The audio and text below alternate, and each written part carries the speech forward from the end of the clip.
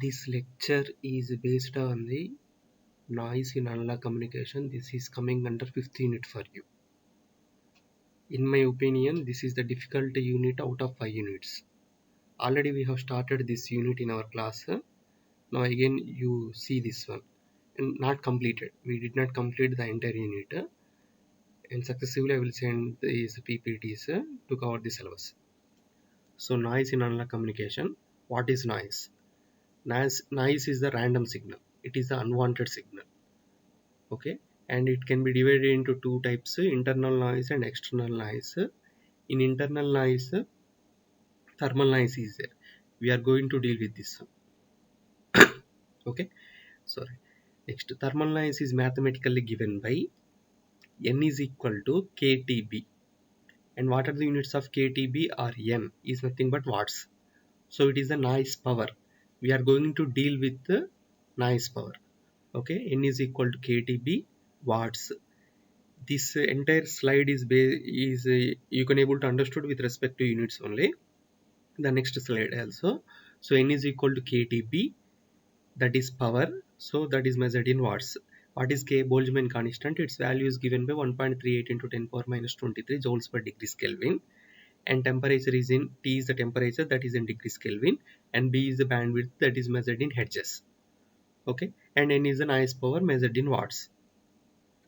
So based on these units, we need to tell what are the units of KT only. N is watts. That means KTB is also watts. Then only those two can be equated. Power is equal to power. Then only we can able to equate. So the units of N are watts. That means the units of KTB, the product of these three should be watts only. But you know that the units of B are hertz. So what are the units of KT? That product. So KT should give watts per hertz. If it is watts per hertz into hertz, B is there. So hertz will be cancelled. You will get watts only. So KT refers to, what are the units for KT? Watts per hertz. So what it is giving with respect to units, we can able to define that one. So watts per hertz in the sense how the power is distributed. Watts means power, and a hertz means frequency. How the power is distributed to different frequencies is given by KT. Okay, so how the power is distributed to different frequencies is nothing but power spectral density. So here KT is nothing but power spectral density represented with the N naught. Okay, so if you see the next this, so KT means watts per hertz.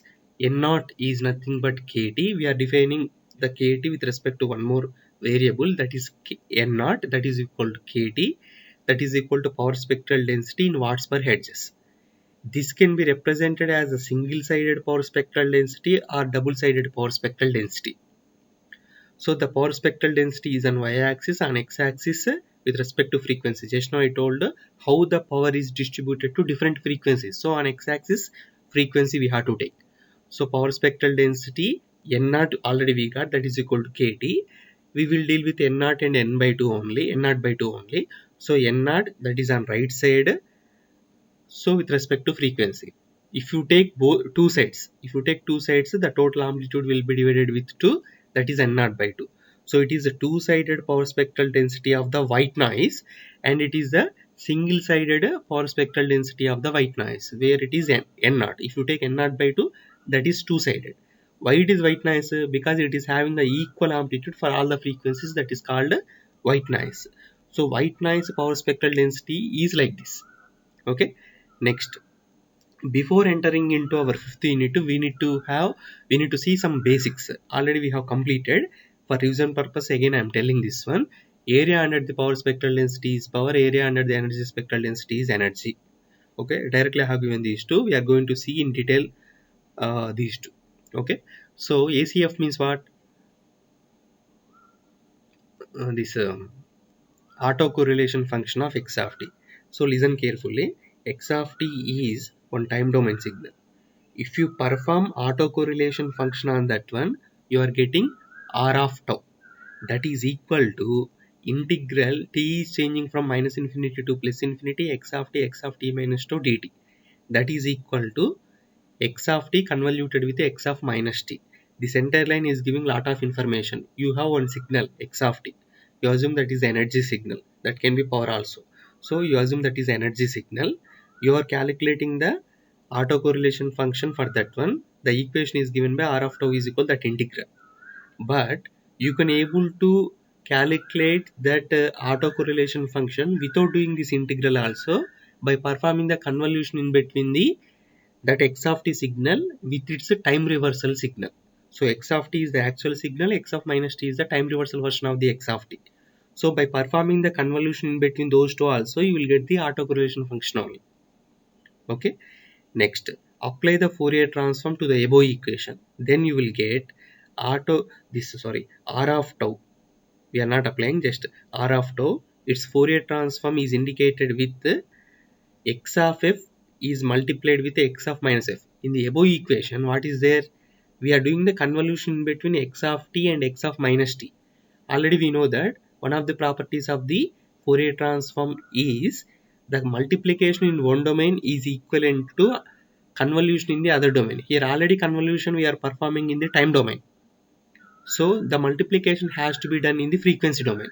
So x of t Fourier transform is x of f and x of minus t Fourier transform is capital X of minus f.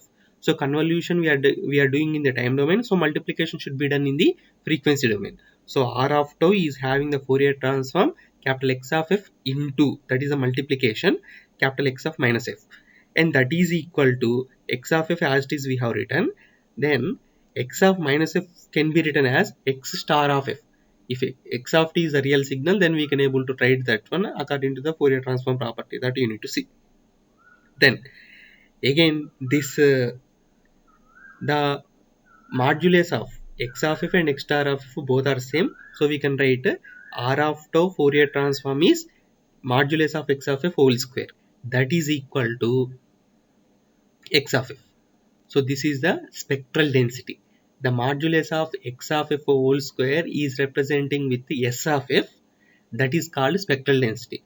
So r of tau is the autocorrelation function, s of f is the energy spectral density, or we can represent with the power spectral density. Here in this example we have taken energy. So it is the energy spectral density. So here the conclusion is, if you perform the Fourier transform to the autocorrelation function, you will get the spectral density. That may be energy spectral density, that may be power spectral density based upon the type of the signal x of t. So Fourier transform of r of tau is equal to spectral density ESD or PSD, that already I have given. Next, apply the inverse Fourier transform. I said the Fourier transform of r of tau is the energy spectral density. For example, energy spectral density. That means if you perform the inverse Fourier transform to the energy spectral density, you should get the autocorrelation function. So that is the time domain signal. Time domain signal x of t is equal to integral f is changing from minus infinity to plus infinity, capital X of f e power j 2 pi f t df. That is the inverse Fourier transform pair equation. According to that one, this entire equation was given. Next, in this equation, you substitute tau is equal to 0. Then you will get r of 0 is equal, wherever tau is there, you substitute 0. So r of 0 is equal to integral f is changing from minus infinity to plus infinity. S of f is nothing but what? Spectral density. So integral f is from minus infinity to plus infinity, s of f into e power 0, that is 1 into df is equal to df. So what you are understanding from the last line now? R of 0. What is the meaning of that one? Autocorrelation function value at tau is equal to 0. Okay, R of tau is the autocorrelation function. Okay, if you take tau is equal to 0, you will get the value of that function at tau is equal to 0. It is only one value of sorry, it is the only one value of R of tau at tau is equal to 0. That is equal to integral of s of f df is there. Integral of spectral density is there. So if you perform the integration for the spectral density, energy spectral density, you are getting the value of the autocorrelation function at tau is equal to 0. Or if you perform the integration for the power spectral density, you are getting the value of the autocorrelation function at tau is equal to 0. At tau is equal to 0, if you remember these properties of the autocorrelation function, if you calculate for the power signal, R of 0 is giving the power of the signal. Okay, if you calculate for energy signal, R of 0 is giving the energy of the signal. the power and energies of the signals are mathematically equal to R of 0, corresponding to power signal and energy signal. That is equal to, you are doing the integration for the S of f. So finally, again you see, for example, x of t is the energy signal. You are calculating the autocorrelation function for that one, that is R of tau, and you are calculating the Fourier transform of that R of tau, that is the energy spectral density. We are talking about energy signal. X of t is energy signal, R of tau is the autocorrelation function of the energy signal x of t, and S of f is the energy spectral density. Next, R of 0, that means autocorrelation function at tau is equal to 0 is the energy from the properties of the autocorrelation function, that is equal to integration of S of f. Doing the integration is nothing but calculating the area. So area under the energy spectral density is equal to energy. Okay, so that only I have given previously. So here the thing is, the area under the energy spectral density is energy, and the area under the power spectral density is power. Those two are available at the origin of, at the value of tau is equal to 0 only for the autocorrelation function. Okay, then now x of t is the power signal. You have calculated the autocorrelation function. Then R of 0 will give the power. You have calculated the power spectral density S of f. The area under the power spectral density will be equal to power. Okay, you need to practice more on this one, then only you can able to understand. So autocorrelation function, I am saying here, R of tau is equal to two equations I have given. First equation is R of tau is equal to limited t tends to infinity 1 by t integral small t changing from minus t by 2 to plus t by 2 x of t minus tau dt, if x of t is the power signal. By observing the x of t signal, you need to tell whether it is power signal or energy signal. If it is power signal, to calculate the autocorrelation function, you need to use this first equation only. If it is power signal, you should not use the second autocorrelation equation. Okay, so based upon the signal type, x of t signal type, you need to select which autocorrelation function you need to use. So if the x of t is the power signal, you need to use the first one. Okay, if x of t is the energy signal, the second equation you need to use, that is R of tau is equal to integral t is from minus infinity to plus infinity x of t minus tau dt over. Then we are considering one system, one LTI system whose impulse response is given with h of t, and if you apply the Fourier transform for that one, you will get the capital H of f, and its input is given by x of t, its output is given by y of t. In time domain, to get the output, we need to perform the convolution in between input and impulse response. But in frequency domain, you no need to do the convolution. Just if you multiply the Fourier transform of input x of f with the Fourier transform of the impulse signal, that is impulse response, that is h of f, you will get the output signal Fourier transform. So just you need to concentrate y of t and y of f. Y of t means you need to perform the convolution. Y of f means just multiplication is enough. Okay, these two are given by in signals only. But now you need to tell what is the energy spectral density of the output. Now if you consider output signal y of t is equal to impulse response is convoluted with the input x of t. Next, in frequency domain, the output signal frequency domain signal y of f is equal to multiplication of the input Fourier transform with the Fourier transform of the impulse response. So impulse response is, we are giving more importance to that one. With respect to impulse response only, you can able to calculate the output of the LTI system for any arbitrary input. Next, so input is there, x of t or x of f is there. You can calculate the energy spectral density of that input. Okay, next, output is there. For that output, the energy spectral density for the output we can able to calculate. That is equal to magnitude of h of f whole square into energy spectral density of the input.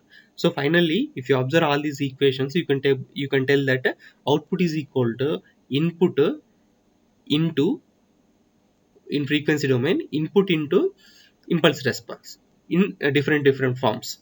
Okay, so by using the input and impulse response only, we can get the output. That is the conclusion we can give. Okay, by using the input and impulse response, we can able to get the output. So energy spectral density of the output is equal to energy spectral density of the input into magnitude of h of f whole square. If it is power signal, the power spectral density of the output signal is equal to power spectral density of the input into magnitude of h of f whole square. Wherever energy spectral density and power spectral density is there, we have to square the impulse response h of f whole square we have to use by taking the magnitude. Without power spectral density and energy spectral density, just without squaring the h of f, we need to use. That is the thing. Because energy or power means we have to square the signal, then only we will get the power and energy. Okay. Then here